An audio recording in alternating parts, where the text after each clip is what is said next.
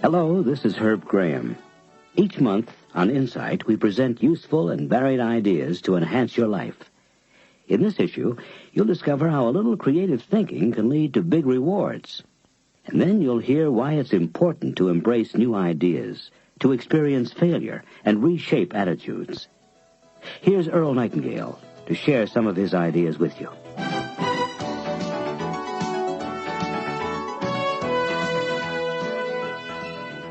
Hello, this is Earl Nightingale. Failure is a gold mine. More important, successful people have at one time or another experienced catastrophic failure. They're people who have rolled up their sleeves and gone to work on a project in which they earnestly believed, only to discover themselves ridiculous and embarrassing failures in spite of all their plans and work. As a result, these people had to sit down and perform ruthless surgery upon their souls to examine themselves and the cause of their failure. The middle-of-the-road author who achieves early success about halfway up the ladder continues at this middle performance all the rest of his days.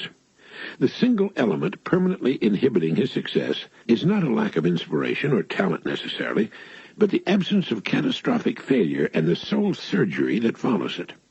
The person who settles in for a lifetime of doing an average job in an average way experiences neither success nor failure, but rather a lifetime of middle-level performance. The element lacking is shock therapy, failure, the bucket of ice-cold water that forces him to take inventory, reorganize, re-educate himself, and realize that a large success in any field takes large effort and unflagging persistence and dedication. Robert Hillier, the poet and teacher, wrote, "Of course it's natural to have nervous moments. Everyone who has spoken in public is acquainted with the panic that seizes one just before the occasion. And we're told that the best actors are those who are most nervous just before the curtain goes up. There's always the fear that lines will be forgotten, that something will go wrong, and yet the play goes on, usually without a hitch. Don't let a big failure or a series of little ones keep you from trying again."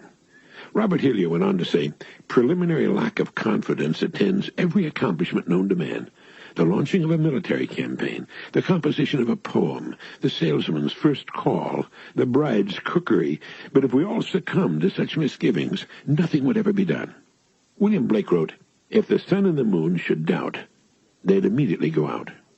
Self-doubt is caused, Hillier went on to write, by the fact that every human activity involves some other person whose praise or blame seems unduly important.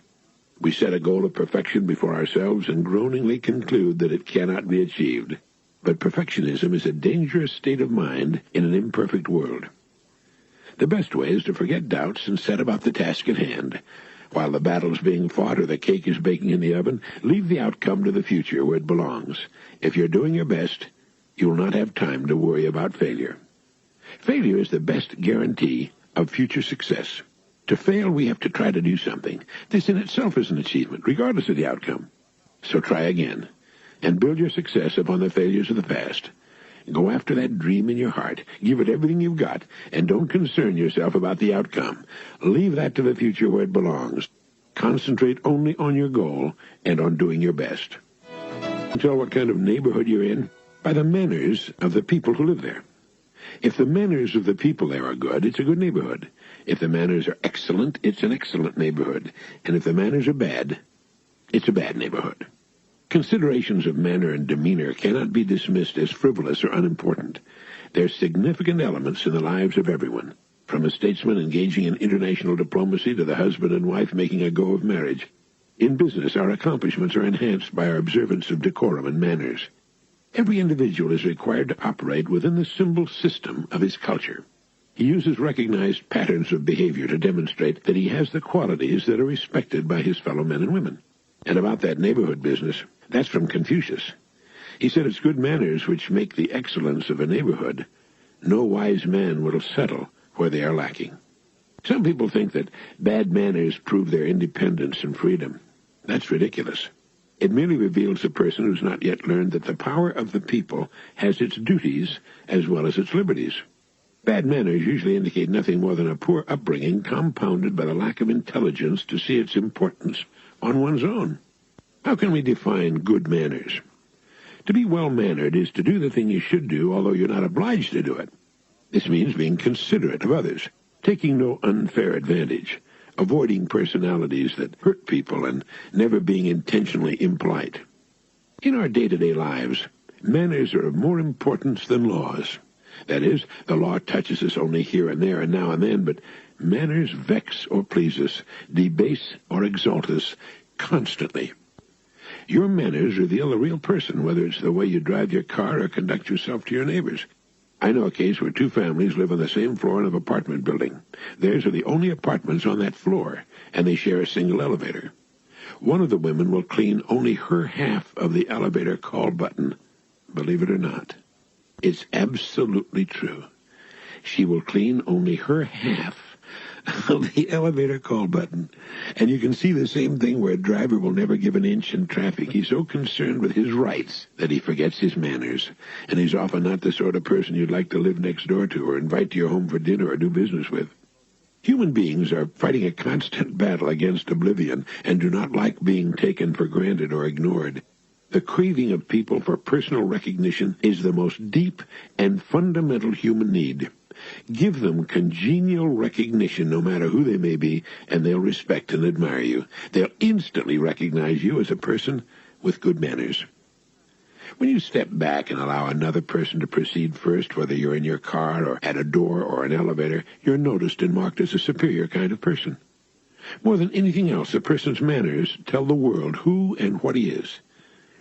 The higher you go in any organization of value, the better the manners of the people you'll meet.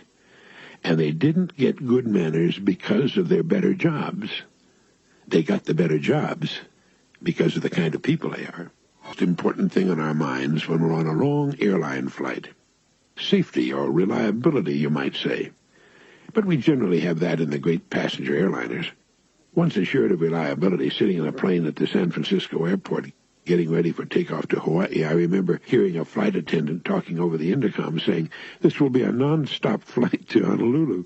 I'm sure everyone was relieved because there are no places to stop between San Francisco and Hawaii. Her use of the word non-stop was definitely ill-advised in that case. But once we're assured of reliability, the single most important thing on our minds when we're on a long flight is what? It's comfort, isn't it? It's the seat. And the other day, poking through Omni magazine, I came across a stunning ad by Lufthansa Airlines, the German carrier. The ad read, "The human body wasn't designed to sit for 8 hours, or we designed our seat to compensate." The ad went on to point out that in Lufthansa's business class section, they've installed new ergonomically designed seats by Recaro, an Italian company that designs seats for high-performance automobiles. This new seat supports your shoulders, your lower back, and keeps your legs at a perfect angle, all to assure you, the ad went on, that a smooth flight on a Lufthansa plane will also be an extremely comfortable one. I tore out the page. It was a full-page ad, and passed it along to the person who handles our airline reservations. It's been my sad experience that the seats in commercial airliners are the most uncomfortable, the hardest, the most unforgiving, miserable seats in the history of the seating business. After 2 hours in the air, I'm in pain, and despite shifting about in my seat, it's a miserable experience. I find myself standing just to ease the pain in my sitter. Now Lufthansa has installed Recaro seats, perfectly comfortable seats, seats that compare favorably to the new Herman Miller office chair, of which I have 2, and in which one can sit all day long, working in perfect comfort. There are certain things that a human being must do sitting down. When he sits down, a lot of anatomical factors have to come into play, and the people who have addressed this problem best have done very well indeed. One would think that the airlines themselves would have given nearly as much attention to the comfort of their passengers as they have to the maintenance of the aircraft they fly, but apparently that's not been the case. Now, they will probably try to justify this oversight by saying, in the interest of safety, but I say that a seat can be as safe as possible and still be wonderfully comfortable. And I wanted to share this information with you for another reason. It's a classic case of how something can be dramatically and impressively improved in a business in which you feature the same equipment as the competition. That Lufthansa ad about the Recaro seats in business class is going to attract a lot of business flyers, everything else being equal. If you have to sit in an airplane for 8 hours, why not be comfortable doing it? Most businesses are in competition with other companies that sell often much the same product. Despite that, and regardless of the number of years you've been in business, you can still find significant ways to make an important difference to the customer, as Lufthansa proved. Everybody had apparently assumed that if you fly in a commercial jetliner, you have to be miserably uncomfortable for most of the journey. I'd like to point out here, getting back to anatomical factors, that women are more comfortable while sitting down for long periods of time than men are. Men were out running around the landscape throwing spears and shooting bows and arrows, while their women folk were seated about the fire nursing babies and cooking meals. So women have much nicer sitting equipment. But eventually, even women found the airline seats miserably uncomfortable, and apparently everybody just assumed that was a necessary part of flying. Then somebody in the Lufthansa organization got the idea of installing seats famous for their comfort and ergonomic integrity. Voila! An important difference. An important difference. That's what we're looking for when we spend our money for one product over another. Why should the customer invest in our product instead of the competition? How can we make a significant difference? I remember reading a very important line from my friend Roger Von Eck, the expert in creative thinking. He said, "It isn't what you don't know that keeps you from being more creative. It's what you do know." Somehow, in trying to come up with creative ways to make what we do a little better than the competitions, we've had to get past what we already know and tend to take for granted, like those murderous seats in commercial airliners. Everybody just took them for granted. They were a given, even though they were the single most important factor contributing to passenger comfort or discomfort. While my wife Diana and I were in Greece recently, I saw a lot of small three-wheel trucks darting about. They had the standard 2 wheels in the back for the cargo, but just one wheel, like the front wheel on a motorcycle, in front. Apparently someone decided that 4 wheels, something we all tend to take for granted, were not necessary for that particular vehicle. And how about the wheel itself? How can it be changed and improved? When we start thinking in new directions, which is the definition of genius, we tend to challenge everything we presently take for granted and throw out the window for a while all of our comfortable knowledge of how things are or how they should be. Getting back to the seats in airplanes for a moment, it was probably a very bright and persistent salesperson in the Recaro organization who sold that seat idea to Lufthansa. Whoever did it should get a medal. And I think that now that one airline has adopted the seats, the Recaro people had better gear up for mass production as more airlines get in line. Just as we tend to take our product for granted, we tend to do the same thing with our markets. I mentioned Greece a moment ago. The total population of Greece is a little under 10 million people. When you think of selling your product overseas in a country the size of Greece, remember to compare it to the greater Los Angeles area and a market 10 times as affluent. We forget sometimes how many potential customers live in the United States of America, speak our language, and are the most affluent customers on earth. The state of California has about 27 million people. Thousands of companies whose products are sold nationwide could be doing as well as they're currently doing if they had only the state of California and really concentrated on it.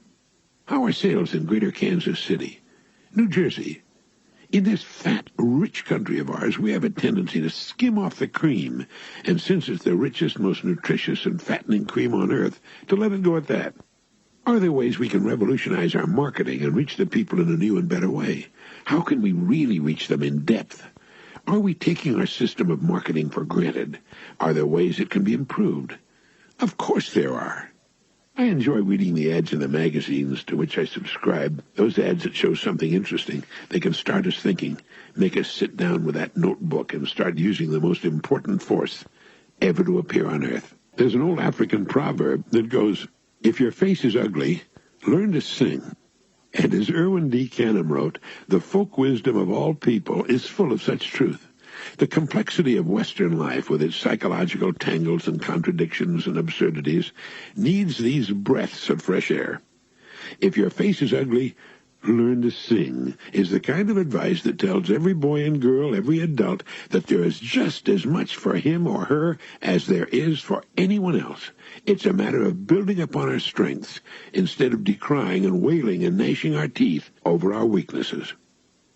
It's always been the tendency of the human being to mistake the obvious for the truth, to see only the surface and miss entirely that which lies below. It seems that with us, in our age, we're concerned more with what a person or a thing looks like than with what is underneath.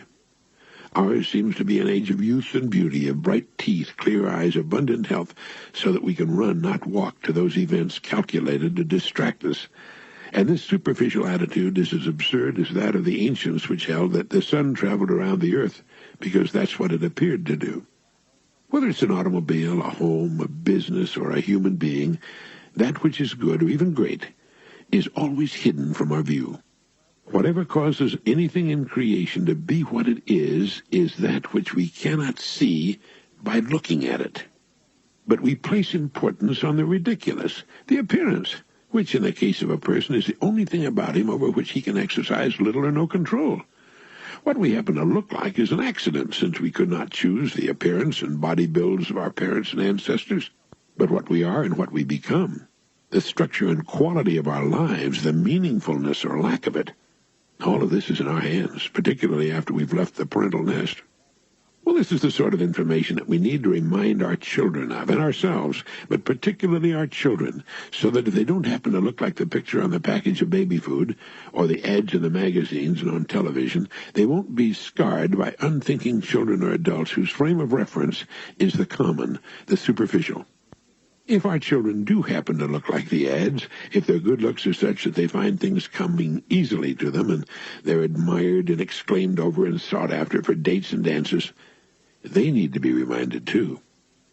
They need to be reminded that our appearance is the only part of us not left to our own development, except for healthful exercise and good eating habits. And that what happens to us, whether we're happy or unhappy, successful or unsuccessful, all the years of our lives, particularly after the bright sheen of youth has faded, will depend on how well we build upon the 99% that's invisible. Not long ago, a new office building collapsed, killing a number of people. It had looked fine from the outside. Yes, there's an African proverb that goes, "If your face is ugly, learn to sing." Poking about in my library, I ran across a story, a true story, that I'd enjoyed reading many years ago. It was written by Merle Crowell. It seems that a certain Greenland Eskimo was taken on one of the American North Polar expeditions. Later, as a reward for faithful service, he was brought to New York City for a short visit. He was filled with wonder at all the miracles of sight and sound, and when he returned to his native village, he told stories of buildings that rose into the very face of the sky, of streetcars which he described as houses that moved along the trail, with people living in them as they moved, of mammoth bridges, artificial lights, and all the other dazzling concomitants of the great metropolis. His people looked at him coldly and walked away, and forthwith, throughout his village, he was dubbed Sagdluk, meaning the liar. And this name he carried in great shame to his grave. Long before his death, his original name was entirely forgotten in his village. When Knut Rasmussen made his trip from Greenland to Alaska, he was accompanied by an Eskimo named Mitek, which means, if I haven't completely forgotten my Eskimo language, eider duck. Mitek visited Copenhagen and New York, where he saw many things for the first time and was duly impressed. Later, upon his return to Greenland, he recalled the tragedy of Sagdluk and decided that it would not be wise to tell the truth. Instead, he would narrate stories that his people could grasp and thus save his reputation. So he told them how he and Dr. Rasmussen maintained a kayak on the banks of a great river, the Hudson, and how each morning they paddled out for their hunting. Ducks, geese, and seals were to be had aplenty, and they enjoyed their visit immensely. Mitek, in the eyes of his countrymen, is a very honest man. His neighbors treat him with rare respect. The road of the teller of new truths has always been rocky. Socrates died after having to drink the hemlock. Christ was crucified. Stephen stoned. Bruno burned at the stake. Galileo terrified into retraction of his solar truths.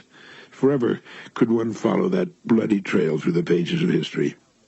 Too many of us resent the impact of new ideas and look with suspicion on whoever imparts the ideas to us. We hate to be disturbed in the beliefs and prejudices that have been handed down with the family silverware. At maturity, we seek the sterile comfort of mental hibernation and live off the fat of ancient fetishes. If a new idea invades our den, we rise up snarling from our winter sleep. The Greenland Eskimos were unable to grasp the startling picture drawn by Sagdluk, but there is no adequate reason why the average man or woman in our society should ever close his or her mind to fresh slants on life. That's isolationism in its most tragic and primitive form. An old farmer up in Vermont used to wind up his prayers with this plea: "Oh, God, give me an open mind."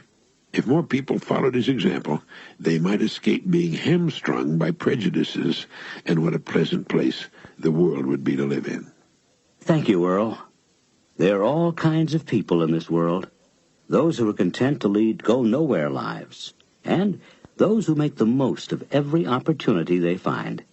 These are the people who transform even their handicaps into assets and add meaning to their lives. In short, they program themselves for achievement. You, too, can design your life by the goals you set for yourself. And our guest, Mike McCaffrey, will tell you how. Mike McCaffrey has helped thousands of people achieve personal, business, and professional growth. As president of Mike McCaffrey and Associates and Focus Seminars, he consults with companies from one end of the country to the other and has hosted several television specials on human potential. He's the author of a book on personal marketing and the Nightingale Conant audio cassette program, Focus on Success: How to Use the Power of Self-Image Psychology. And now here's Mike McCaffrey to tell you how you can live life by design.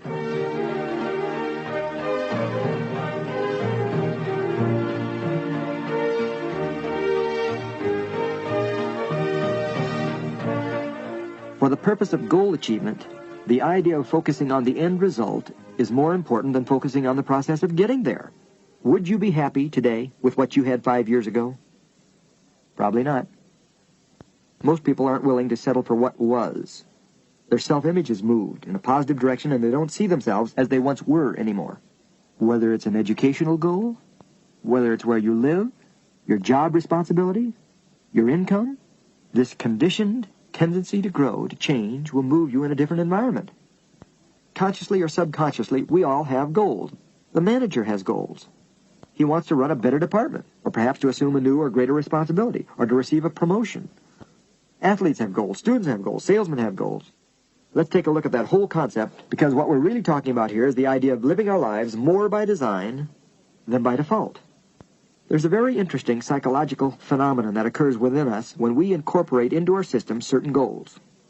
It goes like this.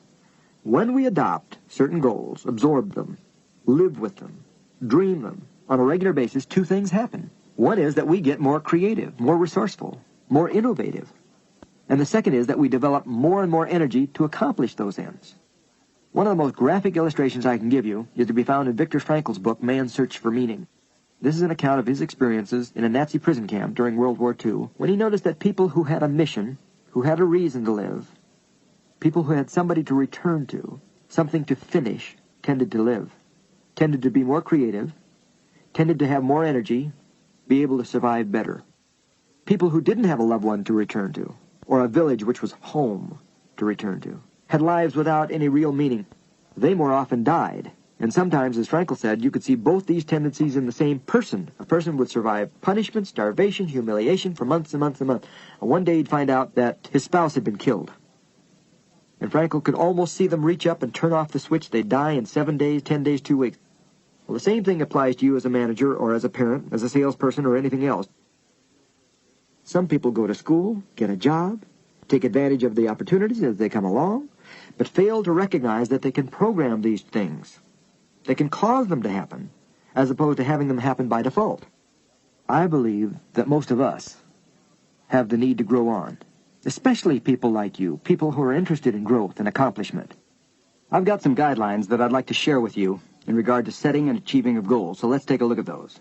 What I'd like you to consider first are wants and needs. Yours.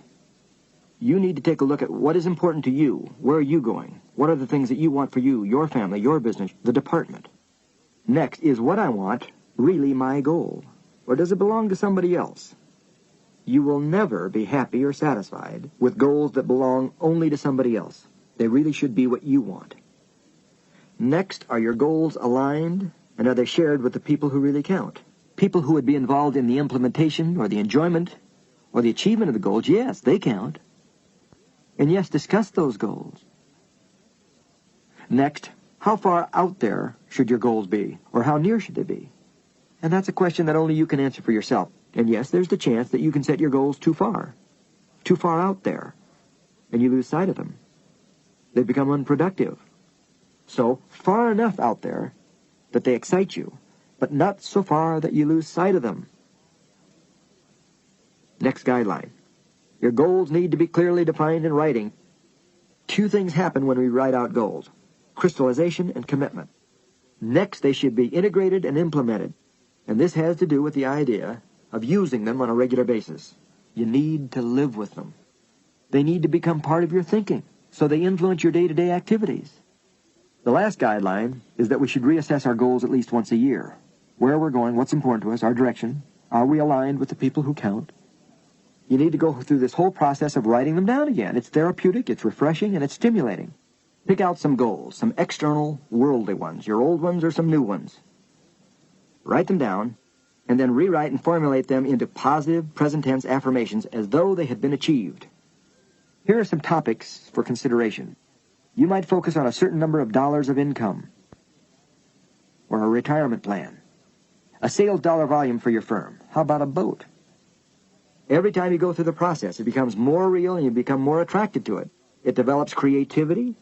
It develops the energy which will cause those things to happen.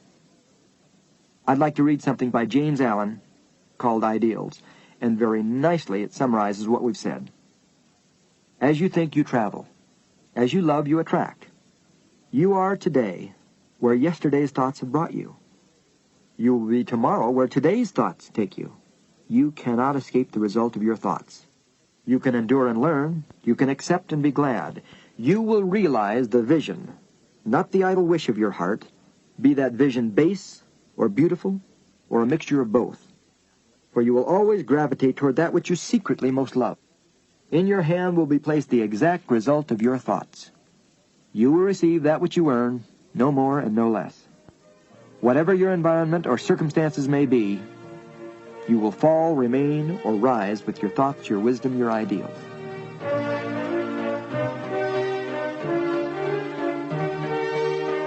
Mike McCaffrey on goal setting.